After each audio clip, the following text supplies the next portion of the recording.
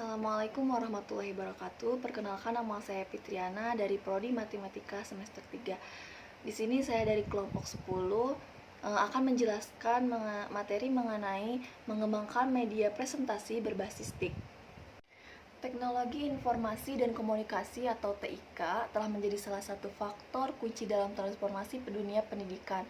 Penggunaan media berbasis TIK tidak hanya mendukung proses pembelajaran, tetapi juga menjadi alat yang efektif untuk menyampaikan informasi dalam presentasi.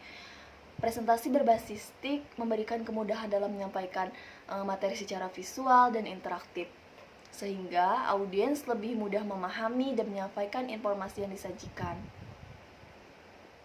Nah, untuk pengertiannya sendiri, media presentasi berbasis TIK adalah media yang digunakan untuk menyampaikan informasi atau materi dengan memanfaatkan teknologi digital, baik perangkat keras maupun perangkat lunak. Media ini memanfaatkan fitur-fitur interaktif dan visual yang dirancang untuk memudahkan audiens dalam memahami presentasi. Lalu di sini tuh ada beberapa platform populer yang digunakan dalam mengembangkan media presentasi berbasis TIK. Yang pertama itu media Microsoft PowerPoint, yang dimana perangkat lunak presentasi yang paling banyak digunakan. Lalu selanjutnya itu Google Slide, aplikasi berbasis web yang memungkinkan kolaborasi dalam mengembangkan presentasi. Lalu yang ketiga itu Prezi, dimana aplikasi yang menawarkan pendekatan presentasi dalam membuat peta presentasi yang lebih menarik dan efektif. Lalu selanjutnya yang keempat itu Canva. Jadi Canva itu teman-teman juga sering lah ya menggunakan aplikasi Canva ini untuk mengerjakan tugas kayak PPT dan lain-lainnya. Jadi platform desain grafis yang berbasis web yang membuat media presentasi yang kreatif dengan template yang menarik. Langkah-langkah mengembangkan media presentasi berbasis TIK. Yang pertama itu ada menentukan tujuan presentasi. Jadi sebelum kita membuat presentasi, penting untuk menentukan tujuan yang tepat. Lalu yang kedua itu kayak merancang struktur presentasi.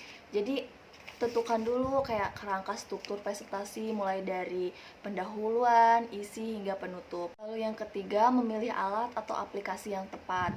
Jadi kita harus menyesuaikan aplikasi yang digunakannya itu dengan kebutuhan presentasi kita.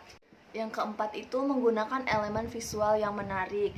Jadi kita tambahin aja kayak elemen visual yang menarik kayak seperti gambar, grafik, diagram, atau video untuk memperkuat poin-poin utama dari presentasi yang kita bawakan.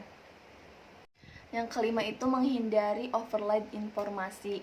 Jadi jangan terlalu banyak memasukkan teks atau data dalam satu slide-nya. Jadi usahakan setiap slide itu hanya berisi satu ide atau poin.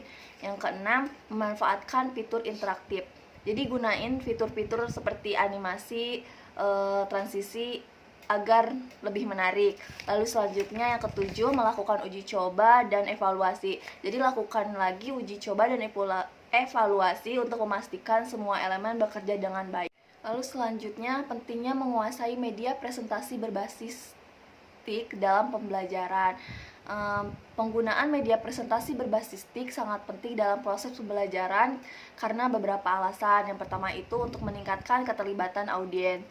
Jadi dengan menggunakan visual yang menarik, audiens lebih tertarik dan mengikuti presentasi. Lalu selanjutnya yang kedua, memudahkan menyampaikan informasi. Visualisasi data dan informasi memudahkan audiens memahami konsep yang lebih kompleks dari pembahasan yang kita bawakan. Yang ketiga, untuk meningkatkan efisiensi waktu. Penyajian yang terstruktur dalam menggunakan alat bantu TIK dapat menghemat waktu sehingga pembelajaran lebih efisien. Lalu selanjutnya yang keempat, fleksibilitas dalam penyampaian. Nah, media berbasis TIK itu memungkinkan presentasi dilakukan secara online ataupun offline sehingga tidak terbatas ruang dan waktu.